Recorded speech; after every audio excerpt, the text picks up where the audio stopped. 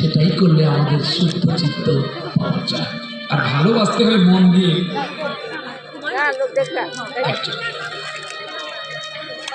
সে আমার কান্না হতে পারে, সে আমার পাতলা হতে পারে, সে আমার ওরা হতে পারে, বা সে আমার মোটা হতে পারে। ভালোবাসার হৃদয়টা হৃদয় দিয়ে ভালোবাসতে হবে। রূপ দেখে নয়, তার গুণ দেখে, তার প্রতিভা দেখে। এটাই হচ্ছে প্রকৃতপক্ষে ভালোবাসা। আচ্ছা, কৃষ্ণ তো 16,108 মহিষীকে বিবাহ করেছিল, কিন্তু এদের মধ্যে কি সুখ পায়নি কৃষ্ণ? তাহলে ঘুমিয়ে থেকে কেন হারাই হারাই বলে কাঁদিত? আর কৃষ্ণকেও রাধারানী মেনে নিয়েছিল যে প্রেম যদি করতে হয় একটা মানুষের সঙ্গে করতে হয়, 10টা মানুষের সঙ্গে নয়। শেষে প্রভাত যজ্ঞে গোবিন্দ রাধারানীকে বলেছিল, আমি 16,108 জন মহিষীকে সংলাপ করেছি বলে তুমি আমাকে খারাপ ভেবো না। এরা পূর্বজন্মে ঋষি আর মুনি ছিল, এরা আমাকে চেয়েছিল এক মুহূর্ত আমাকে আলিঙ্গন পাওয়ার জন্য। তাই এরা আজকে নারী হয়ে এসেছে, তাই এদের আশা পূর্ণ করার জন্য আমি আজ পুরুষ হয়ে এসেছি। রাধে, তুমি আমাকে ক্ষমা করো। এই জন্য শাস্ত্র ভালো করে দর্শন করতে হয়, আর শাস্ত্র ভালো দর্শন করার পরে ভক্তের কাছে ভালো করে বুঝিয়ে যত্ন করে বলতে হয়, তাহলে ভক্ত ভালো করে বুঝে নিতে যেন পারে। বিদায় সেইবারে ইন্দ্র হালকা ভারী হয়ে গেল। এরপরে তুলেছে কাকে গো? ভোলে বাবা গাঁজা খায় না, ভোলে বাবা কাজে ছেলে কোথায়? ওই যে আপনারা জল দিয়ে দেন, বাবা আমার হু হু করে।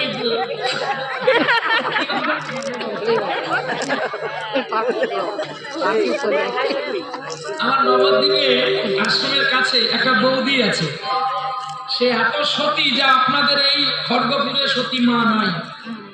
গর্ব করে বলতে পারি, সারা একাদশী দিনে সকালবেলা স্বামীকে জুতো নিয়ে পিটাচ্ছে।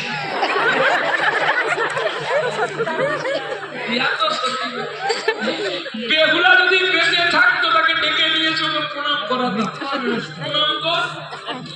আমি বলি চটাক চটাক শব্দ কোথায়?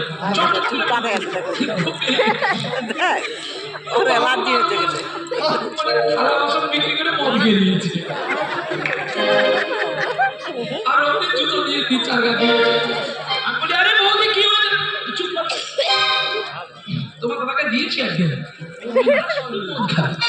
আরে বৌদি তুমি কি দিয়ে দিয়েছে? বলে তোমার দাদার জুতো নিয়ে দাদার গাড়ি। আমি বৌদি গো, তোমার একটু চরণ ধুলি দাও না, আমি ছোট ছোট বাচ্চাদের কবজ দিই, কিন্তু তোমার কবজ যদি আমি না রাখি না, ভবিষ্যতে আমার দিন খারাপ যাবে। তুমি যে এত বড় সতী, তুমি স্বামীকে প্রতিদিন মারো জুতো দিয়ে। বলে, আমি বৌদি তোমার দোকানটা কিন্তু খুব সুন্দর সেজেছে, হবে না? শিব ঠাকুর দয়া করেছে বলে। শিব ঠাকুর দয়া করেছে বলে? হ্যাঁ। কি করে? বলে ওই যে 1 মাস জল ঢালা হয়, তুমি জানো না? হ্যাঁ জানি তো, 7 মাসে জল ঢালতে হয় তার সঙ্গে। বলে আমি জল ঢালতে যাই ঠিকই ঠাকুর মশাই, কিন্তু আমি জল নিই কেন? বলে আমি যদি জল নিয়ে যাই জলের ভাড়ায় চলবো না কে বিস্কিট দিচ্ছে, কে চানাচুর দিচ্ছে, এগুলো বুঝবো।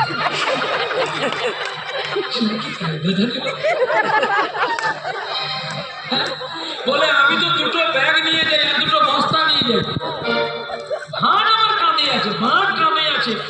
কি অভিনয় করে যাবে? বেশি বিস্কুট দেয়, সেখানে খুব অভিনয় করে যাবে, 10টা বিস্কুট প্যাকেট আছে।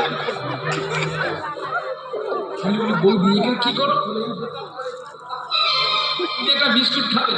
আমি যদি তোমার এই বিস্কুট খাই, তোমার পাপ কিন্তু আমার কাছে আসবে। কেন? তুমি তো জল ঢালতে। বলে আমি যদি না জল ঢালার অভিনয় করি, তোমার দাদা আজকে মরেছি তাই ঘাস ফুটে যেত। ওই যা অভিনয় করি বলে 1 মাস জল ঢালতে যাই, 1 বছর বসে খাই। এই দোকানটা করেছি,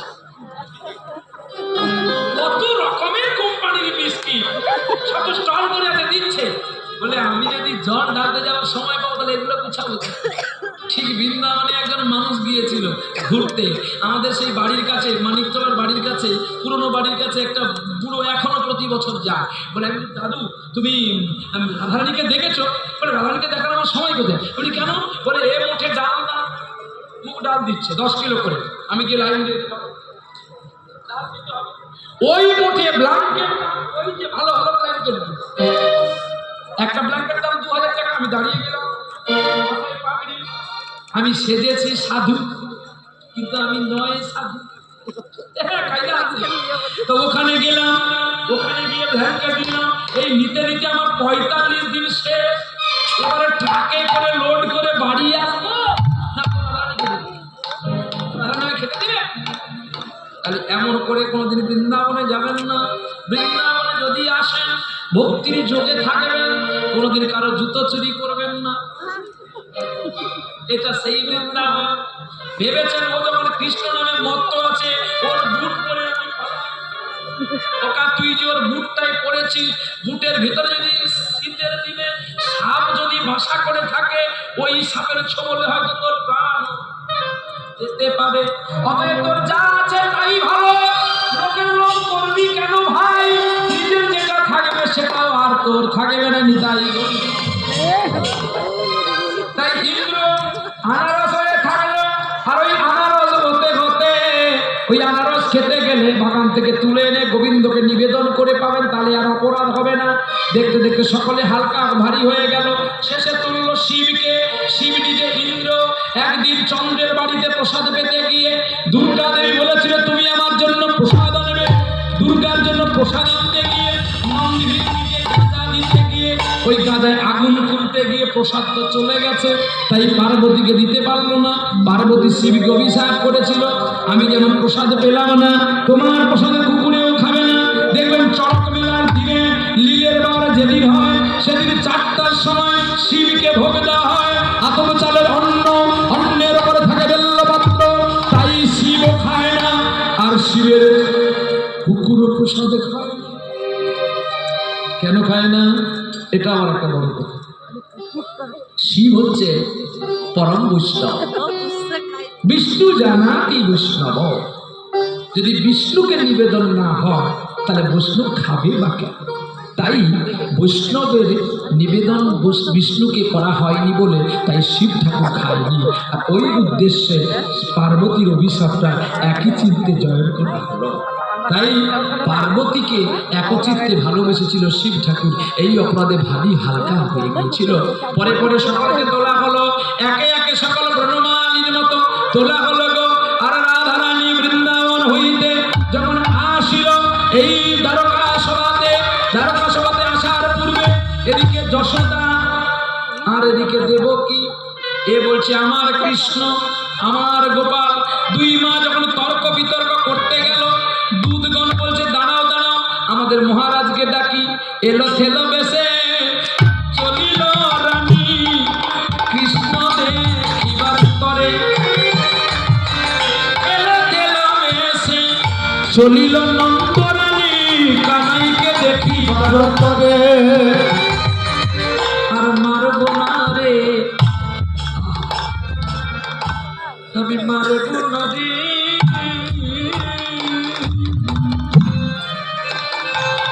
আমি মারব না রে, মারব না রে।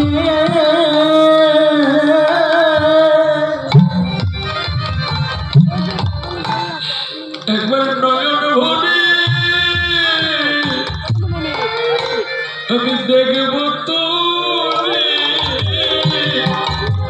আমি মারব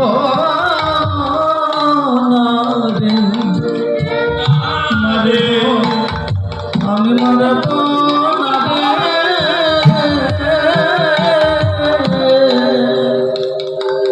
আমার কত জন্ম জন্মান্তরী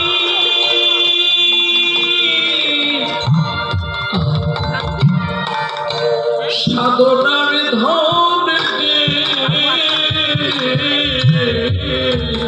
আমি মারব না রে, মারব না রে।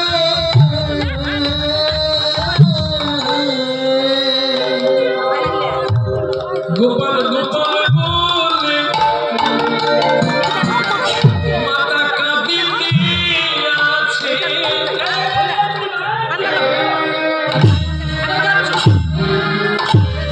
যেই বুড়িমা বলল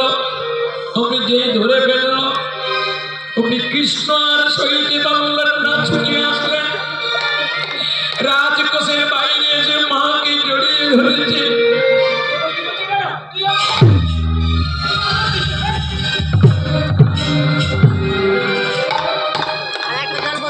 যশোদা বলছে, বাহ, তোমাকে কি সুন্দর লেগেছে। আর দূরে দাঁড়িয়ে দাঁড়িয়ে কাঁদছে।